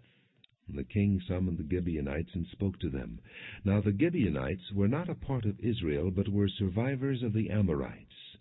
And the Israelites had sworn to spare them, but Saul in his zeal for Israel and Judah had tried to annihilate them. And David asked the Gibeonites, "What shall I do for you? How shall I make amends so that you will bless the Lord's inheritance?" The Gibeonites answered him, "We have no right to demand silver or gold from Saul or his family, nor do we have the right to put anyone in Israel to death." "What do you want me to do for you?" David asked. They answered the king, "As for the man who destroyed us and plotted against us so that we have been decimated and have no place anywhere in Israel, let 7 of his male descendants be given to us to be killed and exposed before the Lord at Gibeah of Saul, the Lord's chosen one." So the king said, "I will give them to you." The king spared Mephibosheth, son of Jonathan, the son of Saul, because of the oath before the Lord between David and Jonathan, son of Saul. But the king took Armoni and Mephibosheth, the 2 sons of Aiah's daughter Rizpah, whom she had borne to Saul, together with the 5 sons of Saul's daughter Merab, whom she had borne to Adriel, son of Barzillai the Maholathite. He handed them over to the Gibeonites, who killed and exposed them on a hill before the Lord.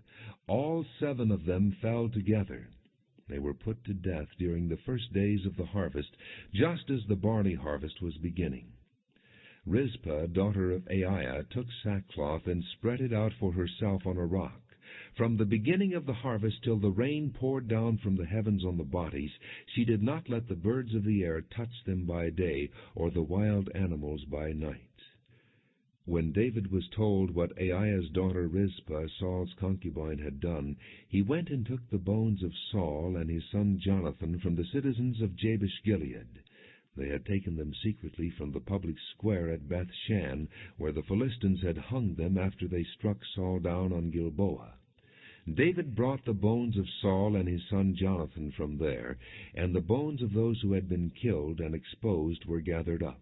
They buried the bones of Saul and his son Jonathan in the tomb of Saul's father Kish at Zelah in Benjamin, and did everything the king commanded. After that God answered prayer in behalf of the land. Once again there was a battle between the Philistines and Israel. David went down with his men to fight against the Philistines, and he became exhausted. And Ish-Bosheth, one of the descendants of Rapha, whose bronze spearhead weighed 300 shekels, and who was armed with a new sword, said he would kill David. But Abishai, son of Zeruiah, came to David's rescue. He struck the Philistine down and killed him. Then David's men swore to him, saying, "Never again will you go out with us to battle, so that the lamp of Israel will not be extinguished." In the course of time there was another battle with the Philistines at Gob. At that time Sibbecai the Hushathite killed Saph, one of the descendants of Rapha. In another battle with the Philistines at Gob, Elhanan, son of Jaare-Oregim, the Bethlehemite, killed Goliath the Gittite, who had a spear with a shaft like a weaver's rod. In still another battle which took place at Gath, there was a huge man with 6 fingers on each hand and 6 toes on each foot, 24 in all. He also was descended from Rapha. When he taunted Israel, Jonathan, son of Shimei, David's brother, killed him. These 4 were descendants of Rapha in Gath, and they fell at the hands of David and his men. 2 Samuel chapter 22. David sang to the Lord the words of this song when the Lord delivered him from the hand of all his enemies and from the hand of Saul. He said, "The Lord is my rock, my fortress, and my deliverer. My God is my rock, in whom I take refuge, my shield and the horn of my salvation. He is my stronghold, my refuge, and my Savior. From violent men you save me.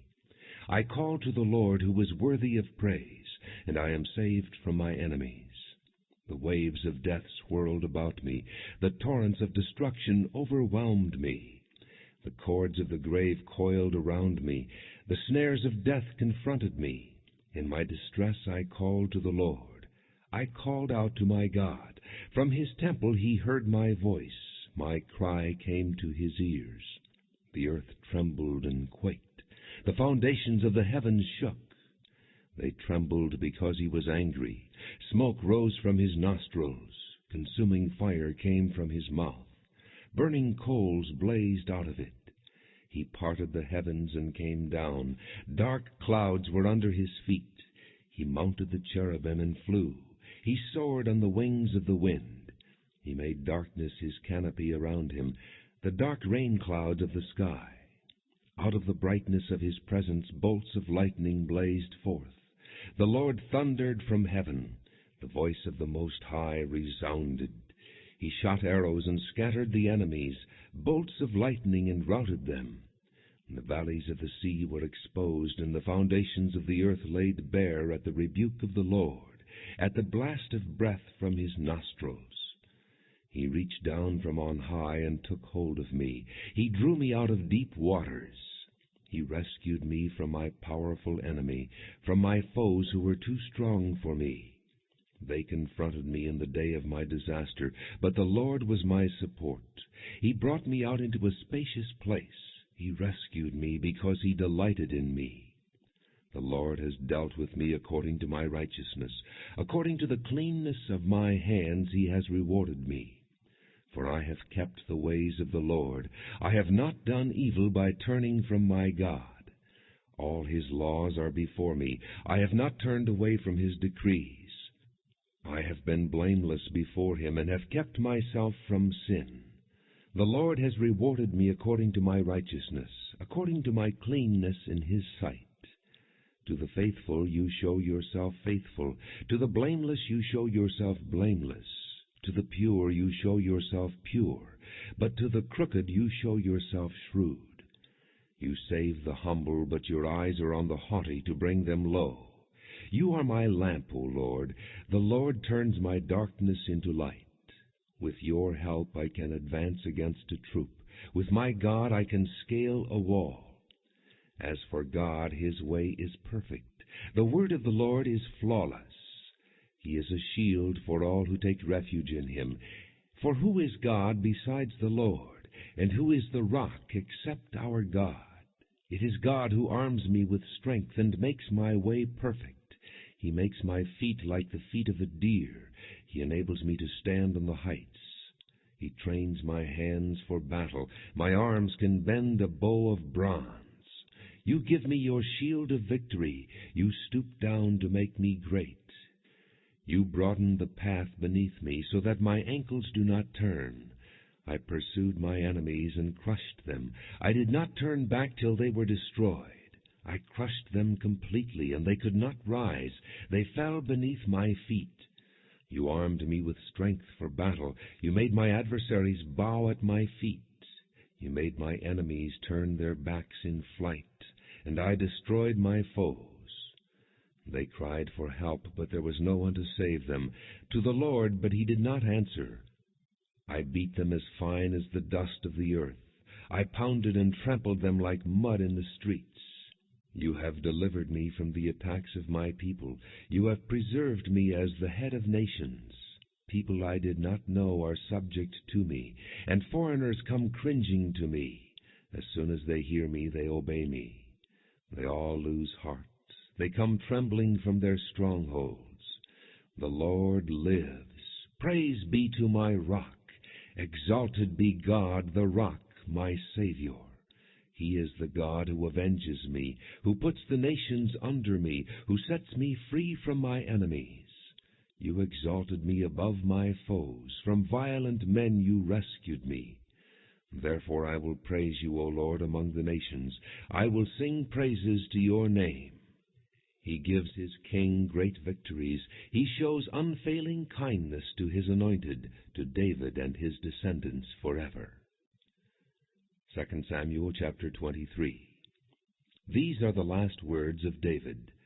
The oracle of David, son of Jesse, the oracle of the man exalted by the Most High, the man anointed by the God of Jacob, Israel's singer of songs.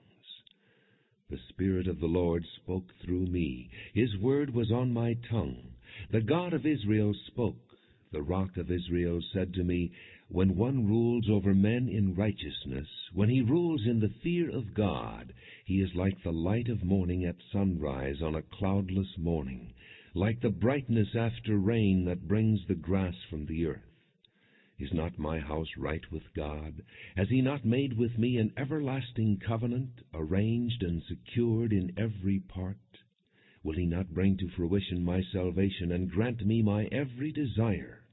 But evil men are all to be cast aside like thorns, which are not gathered with the hand. Whoever touches thorns uses a tool of iron or the shaft of a spear. They are burned up where they lie. These are the names of David's mighty men. Ish-Bosheth, a Tachemonite, was chief of the three. He raised his spear against 800 men, whom he killed in one encounter. Next to him was Eleazar, son of Dodai, the Ahohite. As one of the three mighty men, he was with David when they taunted the Philistines gathered at Pas-dammim for battle.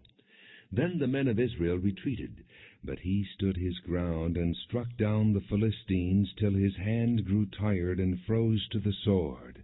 The Lord brought about a great victory that day. The troops returned to Eleazar, but only to strip the dead. Next to him was Shammah, son of Agi the Hararite. When the Philistines banded together at a place where there was a field full of lentils, Israel's troops fled from them.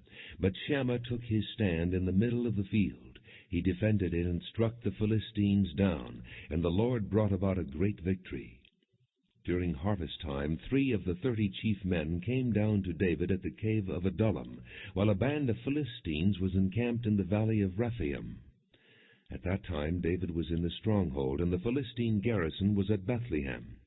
David longed for water, and said, "Oh, that someone would get me a drink of water from the well near the gate of Bethlehem."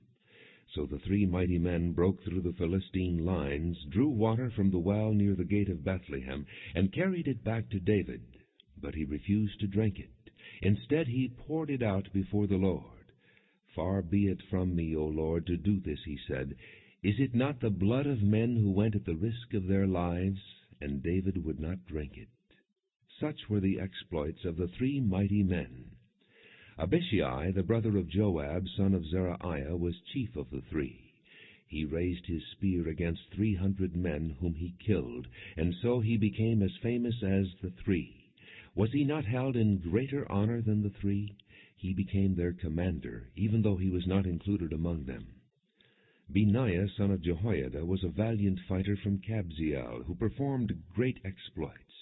He struck down 2 of Moab's best men.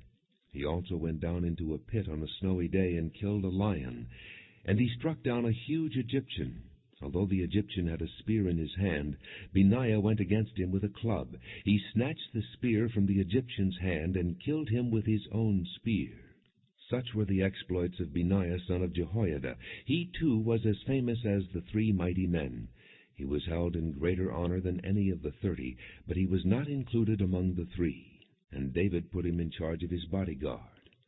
Among the 30 were Asahel, the brother of Joab, Elhanan, son of Doda, from Bethlehem, Shammah the Harodite, Elika the Harodite, Helez the Peltite, Ira, son of Ikesh, from Tekoa, Abiezer from Anathoth, Mabonai the Hushathite, Zelmon the Ahohite, Maharai the Netophathite, Heled, son of Baanah the Netophathite, Ithai, son of Ribai, from Gibeah in Benjamin, Benaiah the Pirathonite, Hiddai from the ravines of Gaash, Abi-Albon the Arbathite, Asmaveth the Barhumite, Eliabah the Shaalbonite, the sons of Jashan, Jonathan, son of Shammah the Hararite, Ahiam, son of Sharar the Hararite, Eliphalet, son of Ahasbai the Maacathite, Eliam, son of Ahithophel the Gilonite, Hezro the Carmelite, Pearai the Arbite, Igal, son of Nathan from Zobah, the son of Hagri, Zelek the Ammonite, Naharai the Beerothite, the armor-bearer of Joab, son of Zeruiah, Ira the Ithrite, Gareb the Ithrite, and Uriah the Hittite. There were 37 in all. 2 Samuel chapter 24. Again the anger of the Lord burned against Israel, and he incited David against them, saying, "Go and take a census of Israel and Judah." So the king said to Joab and the army commanders with him, "Go throughout the tribes of Israel, from Dan to Beersheba, and enroll the fighting men, so that I may know how many there are." But Joab replied to the king, "May the Lord your God multiply the troops 100 times over, and may the eyes of my lord the king see it. But why does my lord the king want to do such a thing?" The king's word, however, overruled Joab and the army commanders, so they left the presence of the king to enroll the fighting men of Israel. After crossing the Jordan, they camped near Aroer, south of the town in the gorge, and then went through Gad and on to Jazer. They went to Gilead in the region of Tatim-Hadshai, and on to Dan-Jaan and around toward Sidon. Then they went toward the fortress of Tyre, and all the towns of the Hivites and Canaanites. Finally they went on to Beersheba in the Negev of Judah. After they had gone through the entire land, they came back to Jerusalem at the end of 9 months and 20 days. Joab reported the number of the fighting men to the king. In Israel there were 800,000 able-bodied men who could handle a sword, and in Judah 500,000. David was conscience-stricken after he had counted the fighting men, and he said to the Lord, "I have sinned greatly in what I have done. Now, O Lord, I beg you, take away the guilt of your servant. I have done a very foolish thing." Before David got up the next morning, the word of the Lord had come to Gad the prophet, David's seer. "Go and tell David, this is what the Lord says. I am giving you 3 options. Choose one of them for me to carry out against you." So Gad went to David and said to him, "Shall there come upon you 3 years of famine in your land, or 3 months of fleeing from your enemies while they pursue you, or 3 days of plague in your land? Now then, think it over, and decide how I should answer the one who sent me." David said to Gad, "I am in deep distress. Let us fall into the hands of the Lord, for his mercy is great. But do not let me fall into the hands of men." So the Lord sent a plague on Israel from that morning until the end of the time designated, and 70,000 of the people from Dan to Beersheba died. When the angel stretched out his hand to destroy Jerusalem, the Lord was grieved because of the calamity, and said to the angel who was afflicting the people, "Enough! Withdraw your hand." The angel of the Lord was then at the threshing floor of Araunah the Jebusite. When David saw the angel who was striking down the people, he said to the Lord, "I am the one who has sinned and done wrong. These are but sheep. What have they done? Let your hand fall upon me and my family." On that day Gad went to David and said to him, "Go up and build an altar to the Lord on the threshing floor of Araunah the Jebusite." So David went up as the Lord had commanded through Gad. When Araunah looked and saw the king and his men coming toward him, he went out and bowed down before the king with his face to the ground. Araunah said, "Why has my lord the king come to his servant?" "To buy your threshing floor," David answered, "so I can build an altar to the Lord, that the plague on the people may be stopped." Araunah said to David, "Let my lord the king take whatever pleases him and offer it up. Here are oxen for the burnt offering, and here are threshing sledges and ox yokes for the wood. O king, Araunah gives all this to the king." Araunah also said to him, "May the Lord your God accept you." But the king replied to Araunah, "No, I insist on paying you for it. I will not sacrifice to the Lord my God burnt offerings that cost me nothing." So David bought the threshing floor and the oxen, and paid 50 shekels of silver for them. David built an altar to the Lord there, and sacrificed burnt offerings and fellowship offerings. Then the Lord answered prayer in behalf of the land, and the plague on Israel was stopped.